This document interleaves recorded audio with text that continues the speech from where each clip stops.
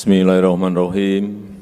Assalamualaikum warahmatullahi wabarakatuh. Semuanya, Shalom, Om Swastiastu, Namo Buddhaya, Salam Kebajikan.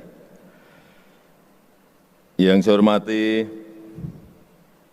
Menteri Kesehatan, Pak Menteri Sekretaris Kabinet, Pak Menpan RB, yang saya hormati pimpinan Komisi 9 DPR RI yang hadir,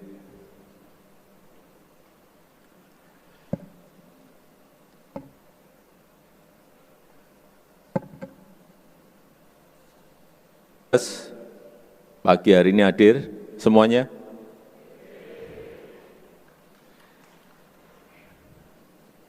Yang mana?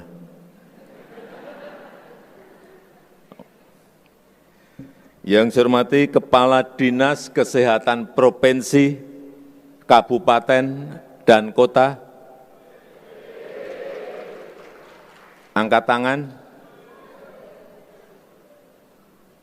Banyak. Yang saya hormati seluruh direktur rumah sakit daerah, enggak saya tanya udah hadir.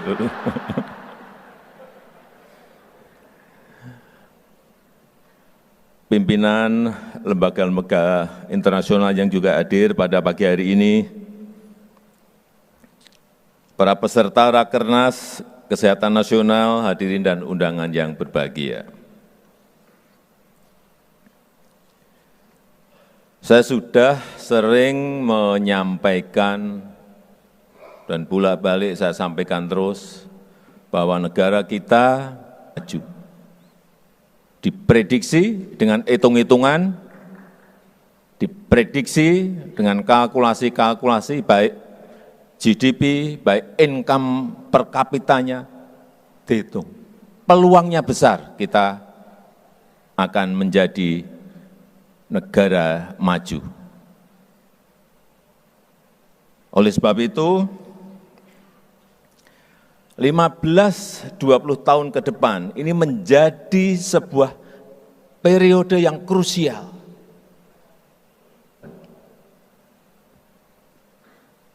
Semuanya harus mengerti dulu masalah ini. Puncak bonus demografi itu ada di tahun-tahun 2030-an. Dan 68% dari penduduk kita berada di usia produktif.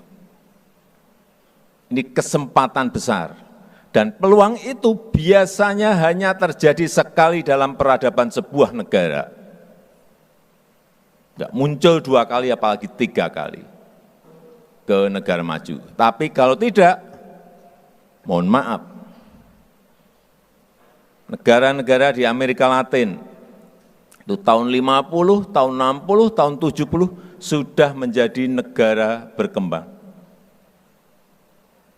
Tetapi karena tidak bisa menggunakan peluang yang ada, sampai saat ini juga tetap menjadi negara berkembang. Ini tidak boleh terjadi, menjadi hal yang sangat penting. Kunci, sangat fundamental. Seperti tadi disampaikan Pak Menkes, pinter, tapi enggak sehat mau apa? Jangan ditepuki, enggak sehat kok. Dan Bapak Ibu semuanya yang hadir pagi hari ini memiliki peran yang sangat signifikan untuk bagi Indonesia emas, dan peluang itu jangan dibiarkan hilang sia-sia. Karena kita tahu kita masih punya PR besar. Stunting, ya sudah turun. Dari 10 tahun yang lalu 37,6, turun kemarin akhir tahun di 21,5%, tahun ini 14%. Tapi saya hitung-hitung, ternyata juga enggak mudah.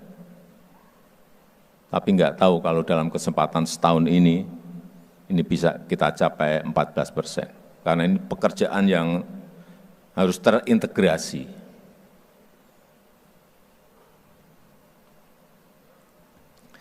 Dan juga selain stunting, yaitu kematian akibat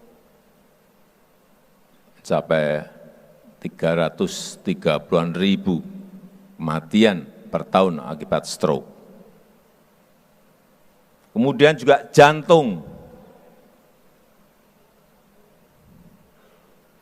kira-kira 300.000 kematian akibat penyakit jantung di negara kita, nomor 2. Dan yang ketiga, kanker.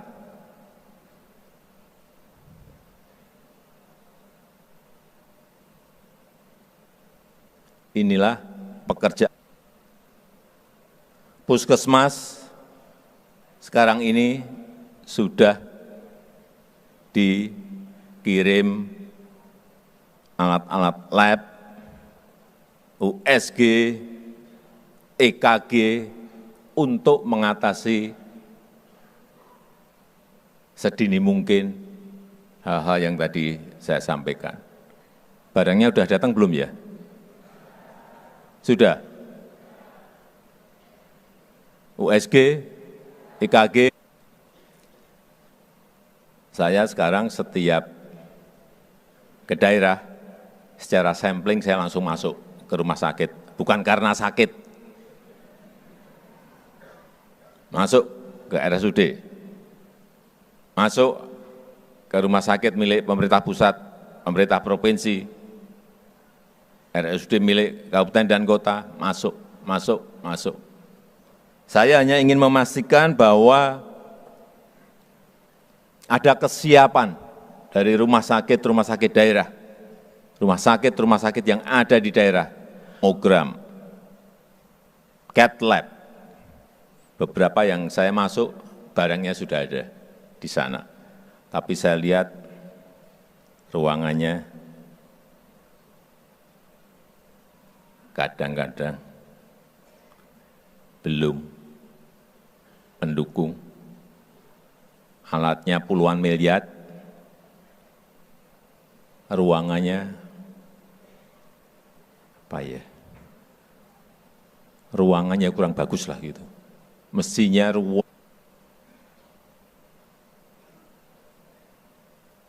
Pak Menteri mungkin diberi contoh 1 atau 2 ruangan yang benar itu seperti apa sih. Nanti direktur rumah sakit ngelihat, oh ternyata yang benar seperti ini, yang bagus seperti ini. Dan juga RSUD di provinsi yang saya lihat juga sudah dikirim Linux, MRI, memang belum semuanya. Karena ini menyangkut juga persiapan SDM, persiapan anggaran kita. Saya kemarin masuk ke rumah sakit daerah di Kalimantan Barat, Provinsi Kalimantan Barat, di Kabupaten Mempawah. Dirutnya ada enggak? Hadir?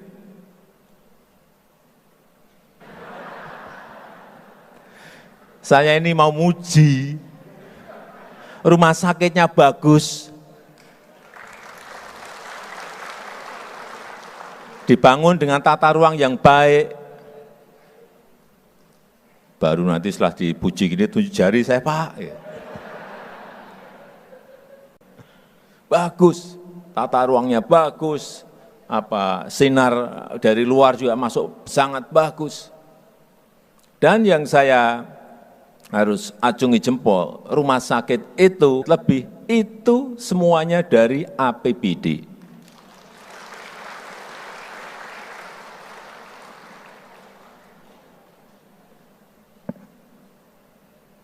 Rumah sakitnya kalau enggak Daru, rumah sakit Rubini.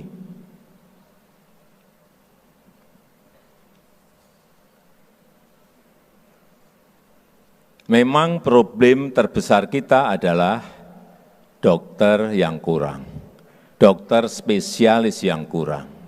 Dokter kita masih 0,47, 0,47. Rankingnya 147 dunia.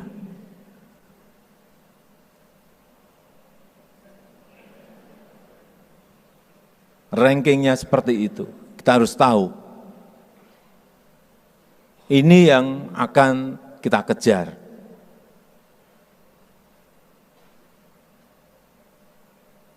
Oleh sebab itu perlu yang jangka menengah di bidang kesehatan. Pada pagi hari akan itu dan menghasilkan apa akan signifikan. Kita harus memperkuat industri kesehatan dalam negeri. Ini bolak-balik saya sampaikan, 1 juta lebih warga negara kita Indonesia berobat keluar negeri, Amerika. Dan kita kehilangan 11,5 miliar US dollar. Kalau dirupiahkan 100 tidak mau berobat di dalam negeri. Dan pasti ada sebabnya kenapa enggak mau berobat. 20% bahan produksi farmasi masih impor. Kemudian 52% alkes kita, malah tadi yang saya sampaikan tadi mungkin belum, tapi urusan misalnya hal yang kecil harus kita berani.